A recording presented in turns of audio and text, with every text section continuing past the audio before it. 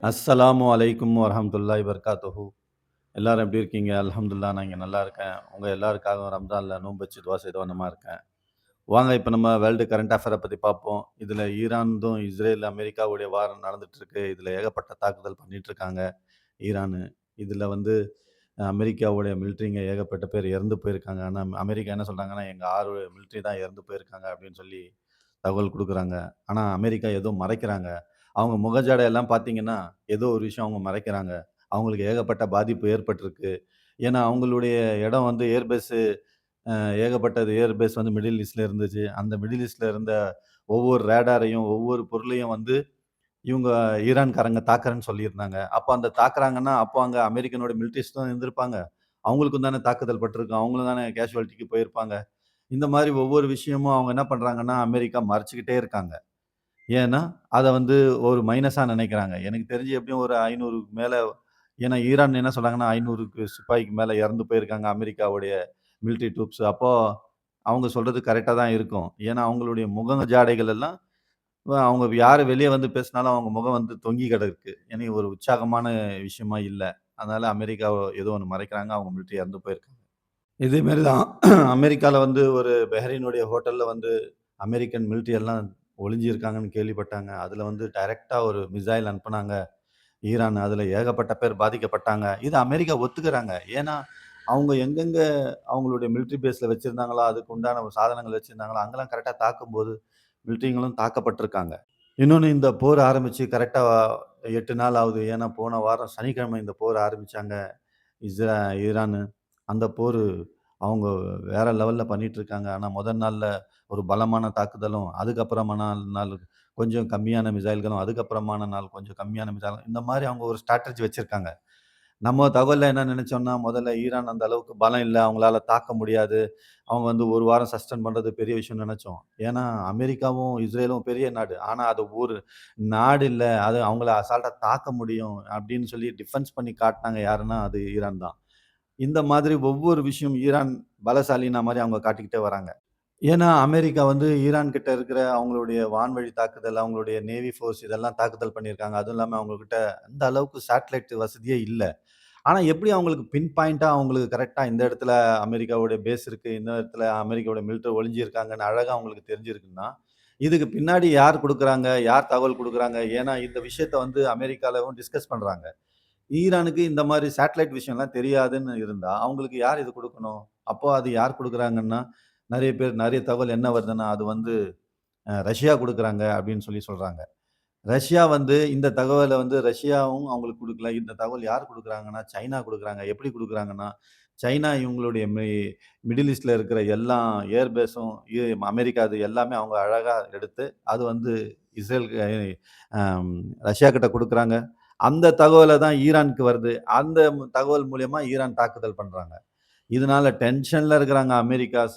இவங்க என்ன பண்ண ஏன்னா சைனாவுடைய விஷயம் என்னன்னா, அவங்க வியாபாரம். அவங்க வியாபாரத்தில தான் கான்சன்ட்ரேட் பண்றாங்க. ஏன்னா, இதில பாதிப்பு வந்தா அவங்களுக்கு வியாபாரம் பாதிக்கும். இந்த விஷயங்கள் சைனா மறைச்சிருந்து, அது வந்து ரஷ்யாவுக்கு குடுத்து, ரஷ்யா மூலியமா ஈரானுக்கு அந்த தகவல் பரிமாறப்படுது. அதனால கரெக்ட்டான அவங்களுக்கு அடிக்க முடியுது. அல்லாஹ் அவங்களுக்கு வெற்றிய தரணும். அவங்க வந்து இப்போ நல்ல ஸ்ட்ராட்டஜில ஏன்னா அவங்க ஒரு டிஃபென்ஸ் பண்றத இப்போ அறிவு சார்ந்தா டிஃபென்ஸ் பண்றாங்க. ஏன்னா கண்மூடித்தனமா தாக்குறதுல பிரயோஜனம் கிடையாது. ஒரு பக்கம் பாதிப்பு ஏற்படணும், அமெரிக்கா நிலகுலைஞ்சு போணும். அவங்களுடைய அ அண்டை நாடுகள் எல்லாம் தாக்கப்படுறதுனால அமெரிக்காவுக்கு பயங்கர அவமானம். இவங்களும் வந்து அண்டை நாடுகளும் ரொம்ப அவங்க டிஃபென்ஸ் என்ன ஆகுமோன்னு ஒரு பதட்டத்தில இருக்கறனால, இது வந்து ஈரானுக்கு வந்து நல்ல ஒரு டைமு. இதன் மூலியமா அவங்களுக்கு என்ன ஆகுதுன்னா, ஒரு நேரம் கிடைக்குது. இதனால அவங்க தாக்குதல் பண்ண முடியுது. இப்ப என்ன பண்ணணும்னா, இஸ்ரேலும், அமெரிக்காவும் வான்வழியா தாக்க வர்றத எப்படியாவது இவங்க முன்கூட்டியே அறிஞ்சு அவங்களுடைய ஏர்கிராஃப்ட் எல்லாத்தையும் தாக்குனாங்கன்னா, ஈரான் பலமா இருக்கிறதுக்கான ஒரு சான்ஸ் இருக்கு. அவங்க மேல விழுறத அவங்க தடுக்கிறதுக்கான விஷயம் பண்ணணும். இல்லாட்டி இந்த மாரி நெகோசியேஷன் பண்ற மாரி ஈரான் அவங்க விடாம தாக்கணும். இப்ப ஈரான் பார்த்தீங்கன்னா, போன வாரம் சனிக்கிழமை தாக்குதல் பண்ணும்போது, இந்த மாதிரி தாக்குதல் பண்ணாங்க. 28ஆம் தேதி பிப்ரவரி. அந்த தாக்குதல் பலமா இருந்தது. எல்லா பக்கமும் தாக்குதல் பண்ணாங்க. அத நம்ம சொல்லிட்டு இருந்தோம். ஈரான் வந்து தாக்குதல் போக, போக ஸ்லோ பண்ணுவாங்கன்னு. அதே மாதிரி தான் ஈரான் வந்து ஸ்லோ பண்ணாங்க. அந்த எப்படி ஸ்லோன்னா, மிசைல்ஸ் கொஞ்சம் கொஞ்சமா கம்மி பண்ணாங்க. அப்புறமா ட்ரோன் தாக்குதல் கொஞ்சம் கம்மி பண்ணாங்க. இது நம்ம என்ன நெனச்சோம்னா, அவங்க வெயிட்ல பலத்துல கொஞ்சம் குறைவாயி அவங்க தாக்குதல் பண்ணுவாங்கன்னு நெனச்சோம். ஆனா அந்த மாதிரி இல்ல. அவங்க வந்து அவங்களுடைய ஸ்ட்ராட்டஜிக்கலா கொஞ்சம் கொஞ்சமா தாக்குதல் பண்ணாங்க. அங்க இருக்கிறவங்க இருக்கிற வல்லுனர்கள்லாம் என்ன சொல்றாங்கன்னா, ஈரான் வந்து இந்த ஸ்ட்ராட்டஜில வந்து வந்து அறிவுபூர்வ சார்ந்ததாக தாக்குதல் பண்றாங்க. ஏன்னா, ஒரே நேரத்தில எல்லாம் தாக்குதல் பண்ணோம்னா, அது வந்து தாக்குதல் இலக்கு அடையாது. இதன் மூலியமா அவங்க என்ன பண்றாங்க, இஸ்ராயல் மூலமா சில தாக்குதல் பண்றாங்க. அங்க சைரன் ஒலிக்க வருது. இதனால அங்க மக்கள் ஒலியிறாங்க. இது டென்ஷன் ஏற்படுது. இஸ்ரேலுக்கும் சரி, இந்த மிடில் ஈஸ்ட் கண்ட்ரிலயும் அவங்க ஒவ்வொரு நேரத்திலயும் ஒவ்வொரு டைம்ல வந்து அத தாக்குதல் பண்றாங்க. அந்த தாக்குதல் இந்த சைரன்னால அவங்களுக்கு தொல்லையாவுது. இது வந்து இந்த பிரஷர் அவங்க என்ன பண்றாங்கன்னா, அமெரிக்கா கிட்ட போய் சொல்லுவாங்க. அதனால ஒரு பேச்சுவார்த்தைக்கு அழைப்பாங்கன்ன மாரி ஈரான் வந்து ஒரு ஸ்ட்ராட்டஜியா இந்த விஷயங்கள் பண்ணிட்டு இருக்காங்க தாக்குதல்ல. ஈரான் இஸ்ராயல் கிட்ட பெரிய ஒரு ச ஈரா ஈராக்கு சாரி ஈரான் அல்லாஹ்வுடைய கிருபையில நல்ல தாக்குதல் பண்ணிட்டு இருக்காங்க. இதுல இஸ்ராயலு, அமெரிக்கா ஒரு பெரிய நாடு. அந்த நாடுக்கு இவங்க பயப்படாம தாக்குதல் குடுக்குறாங்க. அல்லாஹ் இவங்களுக்கு வெற்றிய தரணும். நம்ம நெனச்சு பார்த்தத விட ஈரான் வந்து வேற லெவல்ல அவங்களுடைய ஸ்டாண்ட் பண்ணியிருக்காங்க.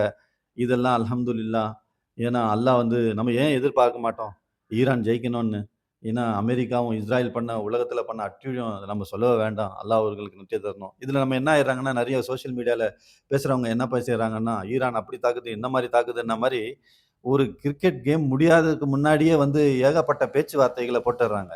ஆனா, இது நம்ம எப்படி ஈரான் ஒரு ஹிக்மத்தா அவங்க என்ன பண்றாங்க, இந்த தாக்குதல ஸ்டெப் பை ஸ்டெப்பா ஸ்ட்ராட்டஜியா அவங்க பிளான் பண்ணி இப்போ வந்து எந்த அளவுக்கு பிரச்சனைய பண்ணா, எந்த அளவுக்கு வந்து ஃபோர்ஸ் பண்ணா, எந்த அளவுக்கு வந்து ஒரு தாக்குதல் பண்ணா யூஸ்ஃபுல்லா இருக்குன்ன மாரியோ, அவங்களுக்கு வந்து அந்த தாக்குதலையும் பண்றாங்க. அதே மாரி மிசைல்களையும் கொஞ்சம் கொஞ்சமா அவங்க வந்து குறைச்சுக்கிட்டு, மிசைல் வேஸ்ட் ஆவுறதையும், அப்புறமா ட்ரோன் வேஸ்ட் ஆவுறதையும், இலக்கு கரெக்ட்டா அடிஞ்சு தாக்குதல் பண்றதுனால, அவங்களுக்கு வந்து அந்த ஸ்ட்ராட்டஜி அழகா பண்ண முடியும். அந்த மாரி நம்ம ஆட்களும் என்ன ஆயிறக்கூடாதுன்னா, பெரிய பெரிய வார்த்தைகள் சொல்லிட்டு, பின்னாடி அந்த மன உளைச்சல் மாரி ஆயிடக்கூடாது. ஈரான் வந்து மைனஸ் ஆயிறக்கூடாது. நம்ம அல்லாஹ்கிட்ட துவா செய்வோம்.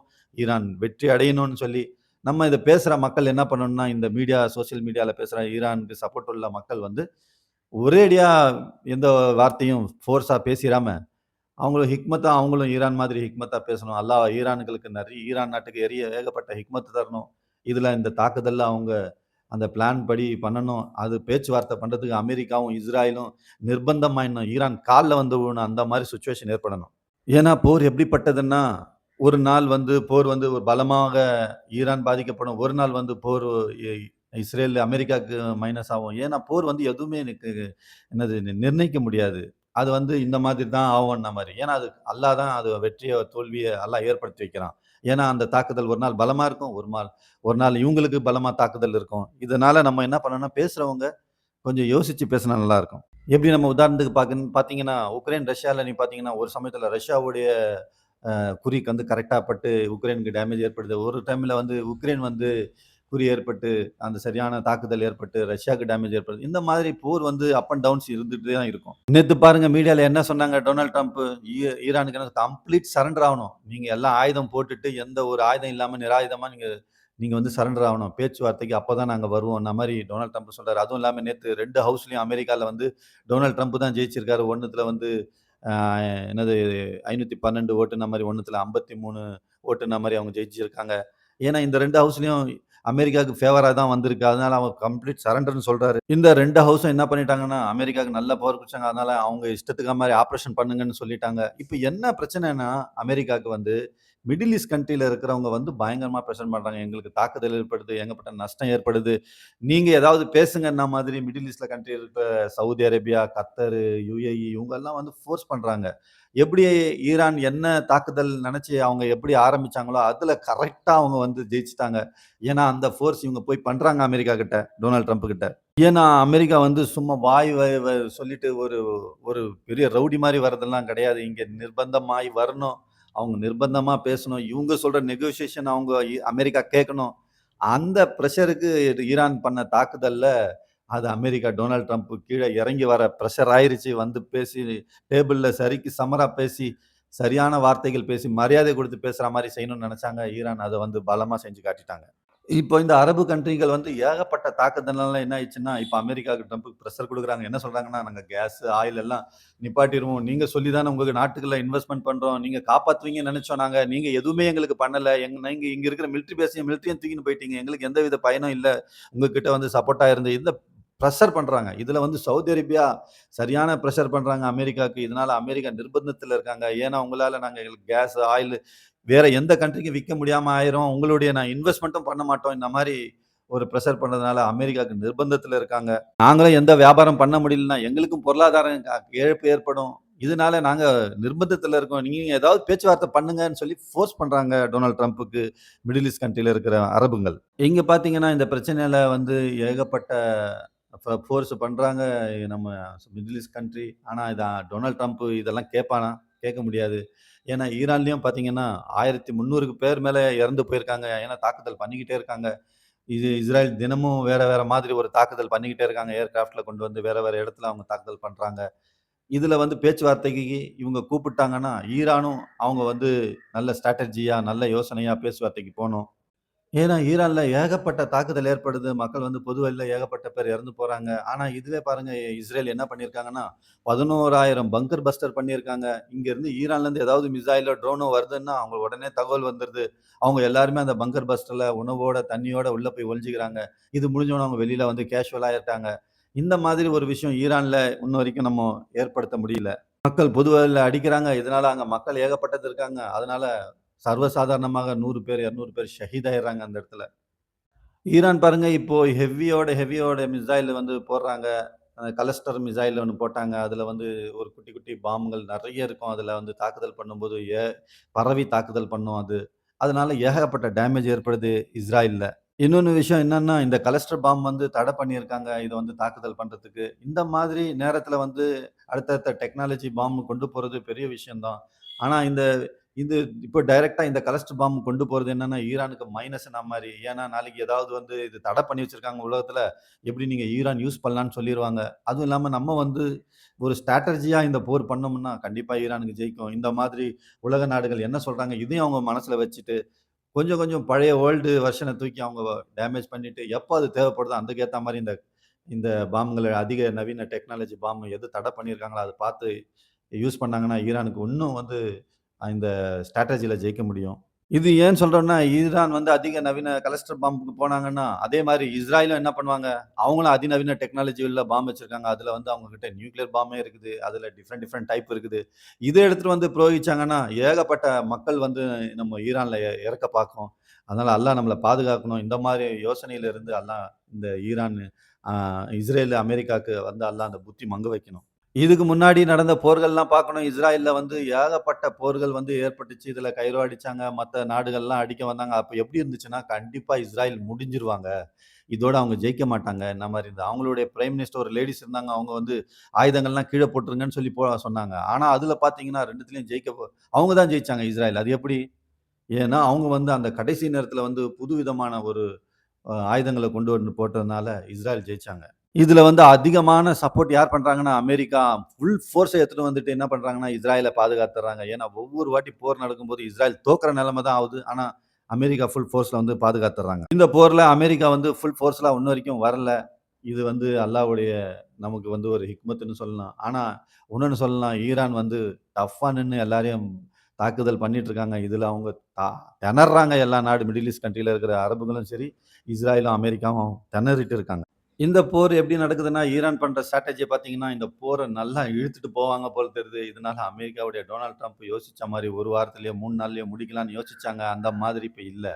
இது வந்து டொனால்ட் ட்ரம்ப்புக்கு எல்லா நாடும் பிரஷர் குடுக்குறாங்க. இந்த மாரி நீங்க போர விட்டீங்கன்னா, இதனால உலகத்தில இருக்கிற எக்கனாமிக்கல் ஸ்ட்ராட்டஜி எல்லாருக்கும் டவுன் ஆயிரும். எல்லாருக்கும் வந்து பயங்கரமான பாதிப்பு ஏற்படும். இந்த போர முடிங்கன்ன மாரி குடுப்பாங்க. ஆனா, இதுல ஈரான் மாஸ்டர் ஸ்ட்ரோக் பண்ணிட்டாங்க.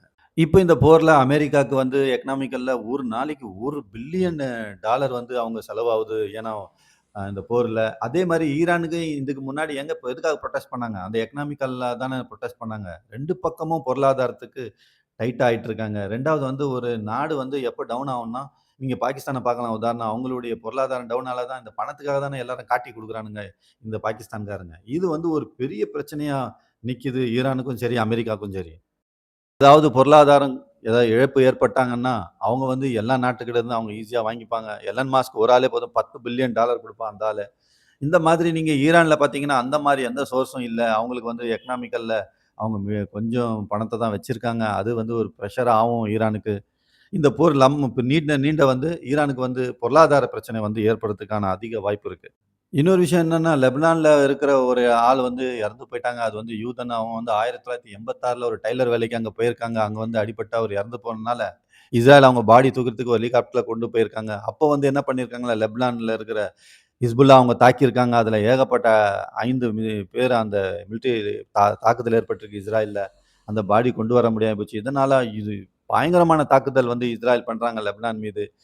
இன்னொன்னு ஒரு பெரிய விஷயம்னா, இன்ன வரைக்கும் யமன்காரங்க வந்து எந்த ஒரு ஹவுதீஸ் வந்து இன்ன வரைக்கும் எந்த ஒரு தாக்குதலோ, எந்த ஒரு அறிக்கையோ குடுக்காம இருக்காங்க. இது இது ஒரு பெரிய மைனஸா நிக்குது ஈரானுக்கு. ஆனா, அங்க ஹிஸ்புல்லா என்ன பண்றாங்கன்னா, இஸ்ரேல தாக்கிட்டு அவங்க ஒரு பெரிய பிரஷர்ல இருக்கிறாங்க. அவங்களால முடிஞ்ச அளவுக்கு டூ ஆர் டைன்னா மாரி ஃபைட் பண்ணிட்டு இருக்காங்க ஹிஸ்புல்லா, அங்க லெபனான்ல. இதுல யமன்காரங்க எதுவும் ஹவுதீஸ்காரங்க இன்னும் வரைக்கும் எந்த ஒரு விஷயத்த சொல்லாதது, தாக்குதல் பண்ணாதது ஒரு பெரிய விஷயமா இருக்குது. இவங்க என்ன பண்ணுவாங்க யமன்காரங்க? அப்படின்ன மாரி வெயிட்டிங்ல இருக்கிறாங்க, எல்லா உலக நாடுகளும். இதுல பாருங்க அமெரிக்கா, இஸ்ராயல் ஏதாவது ஒரு தாக்குதல் ஏற்பட்டு 2, 3 ஆள் பேர் இறந்து போயிட்டாங்கன்னா, அப்படி இந்த மாரி கண்டிஷன், அந்த மாரி கண்டம் தெரிவிக்கிறாங்க. அதுவே பாருங்க நம்ம இஸ்ராயல்ல முஸ்லிம்கள் யாராவது இறந்து போயிட்டாங்கன்னா, அது ஒரு பெரிய விஷயமே இல்லாம இருக்காங்க.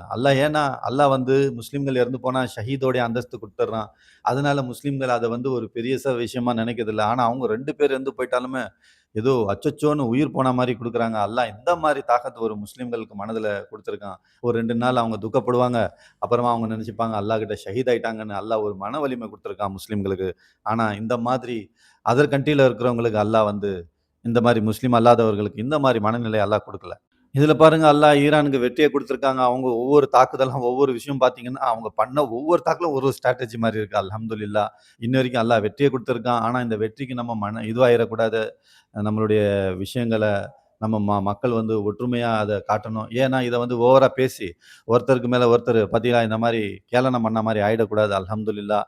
இன்ன வரைக்கும் நம்ம பார்த்த அப்டேட்டு அல்லாஹ் வெற்றிய குடுத்துருக்கான் இன்ஷா அல்லாஹ். நம்ம இன்னும் துவா செய்து ஈரானுக்கு வெற்றிய தரணும். அவங்க ஸ்ட்ராட்டஜில நல்லா ஜெயிக்கணும். அந்த போர் யுக்தியில வந்து அல்லாஹ் அவங்களுக்கு அதிகமான ஞானம் தரணும். எ அமெரிக்காவும், இஸ்ராயலையும் நிர்பந்தம் படுத்துறாங்க. இதுல சவுதிக்காரங்க இந்த போர நிப்பாட்டுங்கன்ன மாரி இ அமெரிக்காவுக்கு பயங்கர பிரஷர் குடுத்துருக்காங்க. அதனால பேச்சுவார்த்தைக்கு பார்க்கலாம். இல்லாட்டி அவங்க வேற ஏதாவது தாக்குதலுக்கு பார்க்கலாம். ஈரான் அந்த யுக்திய பயன்படுத்தி அவங்கள நிர்பந்தம் படுத்தணும். அஸ்ஸலாமு அலைக்கும். வேற இதுல இருக்கிற அப்டேட்ட நெறைய பார்ப்போம். அஸ்ஸலாமு அலைக்கும் வரஹ்மத்துல்லாஹி வபரகாத்துஹு. இன்ஷா அல்லாஹ் இதுவரைக்கும் வேர்ல்டு கரண்ட் அஃபேர் நியூஸ் பார்த்திருக்கோம். இனி வரக்கூடிய அப்டேட்ட இன்ஷா அல்லாஹ் வருங்காலத்துல நம்ம அத பத்தி பேசுவோம். அஸ்ஸலாமு அலைக்கும் வரஹ்மத்துல்லாஹி வபரகாத்துஹு.